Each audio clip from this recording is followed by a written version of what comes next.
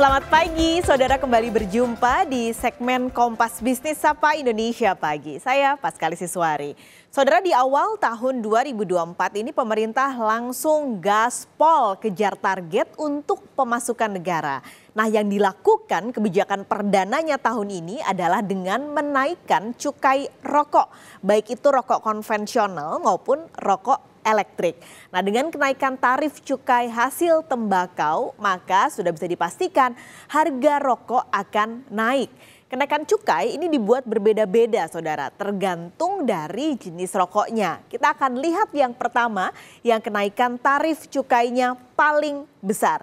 Yang kenaikan tarif cukainya paling besar yang dilakukan pemerintah adalah yang pertama, kita berikan datanya, ada 3 jenis rokok, yaitu sigaret kretek mesin, sigaret putih mesin, sigaret kretek tangan filter, atau sigaret putih tangan filter. Kenaikannya untuk 3 jenis ini adalah 11,5% sampai 11,9%. Kami coba breakdown ya, saudara, dari ketiga jenis ini. Kalau sigaret kretek mesin, ini berarti semua prosesnya dibuat oleh mesin. Untuk golongan 1 naik 11,8%, sementara golongan 2-nya naik 11,5%.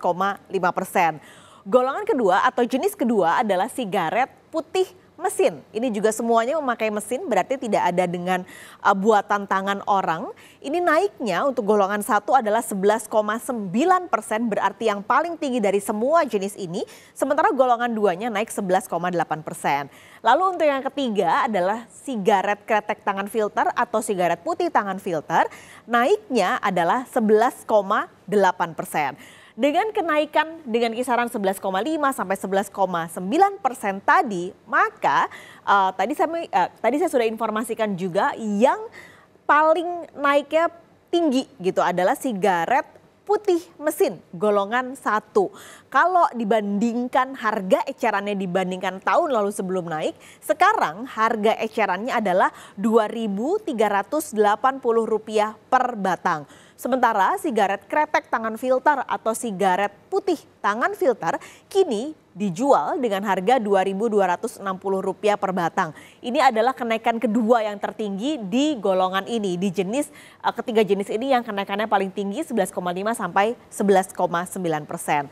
Pemerintah kembali menyasar rokok-rokok buatan mesin, kalau tadi kami sudah sampaikan, untuk kenaikan tarif cukai yang lebih besar dibandingkan dengan rokok yang masih dibuat manual oleh pekerja dengan tangan. Kalau Anda nonton Gadis Kretek tuh, karyawan-karyawannya jengyah. Nah, ini kenaikan cukainya tidak setinggi dengan kenaikan yang tadi menggunakan mesin. Sigaret kretek tangan, saudara, kenaikan cukainya adalah dengan kisaran 3,3% sampai 4,7%. Ini dibedakan dengan golongan-golongan masing-masing. Jadi golongan 1 naiknya 4,7%, golongan 2 naiknya 4,2%, golongan 3 naiknya 3,3%.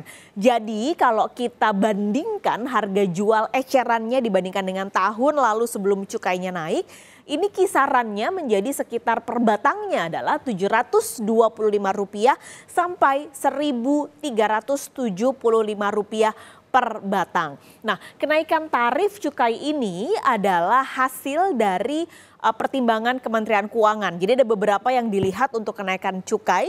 Seperti yang pertama adalah sebenarnya selain untuk menambah pendapatan dan penerimaan negara, pemerintah juga ingin mengendalikan konsumsi, terutama mungkin untuk menyasar konsumsi yang dipakai atau yang dikonsumsi oleh anak-anak dengan usia di bawah umur yang sebenarnya belum boleh mengkonsumsi rokok. Lalu juga ada keberlangsungan industri dan yang terakhir adalah pemberantasan rokok ilegal.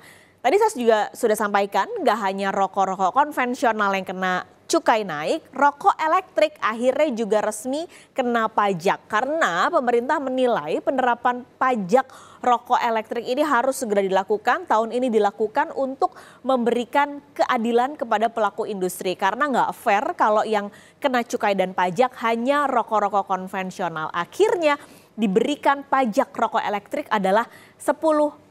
Kenaikannya dimulai pada tahun ini.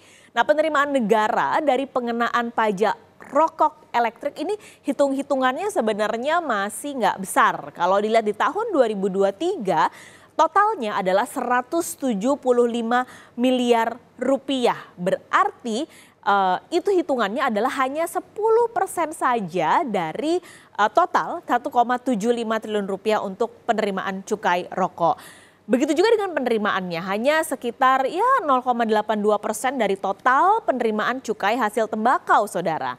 Jadi sebelum memberikan pajak pada tahun ini, sebenarnya sudah sempat ada protes gitu ketika pemerintah sebenarnya sudah ingin memberikan cukai atau pajak untuk rokok elektrik di beberapa tahun lalu. Akhirnya pemerintah oke lah kita kasih relaksasi, nggak akan ngenain pajak rokok elektrik saat pengenaan cukai atas rokok elektrik di sekitar 2018. Tapi dianggap transisinya sudah cukup dari 2018 sampai 2024 hingga akhirnya pada tahun ini implementasinya diberlakukan pajak rokok elektrik sebesar 10%.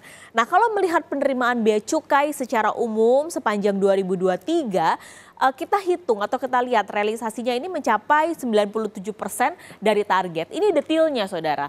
Angka yang sudah diumumkan oleh Kementerian Keuangan sekitar 2 pekan lalu di APBN kita, kepabeanan dan cukai di APBN 2023. Realisasi yang terhitung per Desember adalah 286,2 triliun rupiah. Ini sama-sama tidak mencapai target ketika APBN diketuk palu, yaitu targetnya 303,2 triliun rupiah. Lalu direvisi di Perpres 75 tahun 2023 turun menjadi 300,1 triliun rupiah.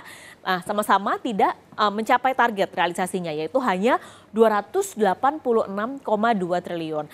Tapi sebenarnya Kementerian Keuangan bilang kalau tidak mencapainya realisasi kepabeanan dan cukai ini salah satunya adalah karena pendapatan dari cukai rokok, saudara. Jadi tahun lalu ini sebenarnya pemerintah juga sudah naikin tarif cukai rokok dengan besaran rata-rata sekitar 10% untuk pengendalian konsumsi. Jadi walaupun cukai hasil tembakaunya minus, dan ini menjadi hal yang baik berarti karena konsumsinya bisa ditekan, tapi di saat yang sama ada penerimaan cukai yang naik atau tumbuh, yaitu penerimaan cukai minuman mengandung etil alkohol tumbuh 0,4%. Kalau ini salah satunya adalah sejalan dengan pemulihan industri pariwisata. Menteri Keuangan Sri Mulyani juga bilang, saudara, kalau sebenarnya penurunan cukai yang tadi disampaikan adalah hal positif karena pemerintah terbilang berhasil mengendalikan konsumsi rokok, terutama kembali kami garis bawahi untuk mereka yang di bawah umur. Kami berikan kepada Anda pernyataan dari Menteri Keuangan Sri Mulyani. Produksi rokok mengalami penurunan, terutama golongan 1, yaitu produsen terbesarnya. Itu golongan 1 tuh turunnya bahkan mencapai 14%. Ini produsen rokok golongan 1 itu adalah yang raksasa paling besar. Namun untuk golongan 2 dan golongan 3 yang tarif cukainya relatif lebih rendah dibandingkan golongan 1, kita lihat produksinya masih naik. Golongan 2 itu naiknya 11,6%. Dan golongan 3 ini yang banyak industri kecil yang pakai tangan, naiknya mencapai 28,2%. Ini berarti komposisi dari cukai hasil tembakau mengalami shifting, pergeseran. Dari yang tadinya golongan 1 sekarang pindah ke golongan 2 dan golongan 3 yang tarif cukainya naiknya tidak terlalu tinggi.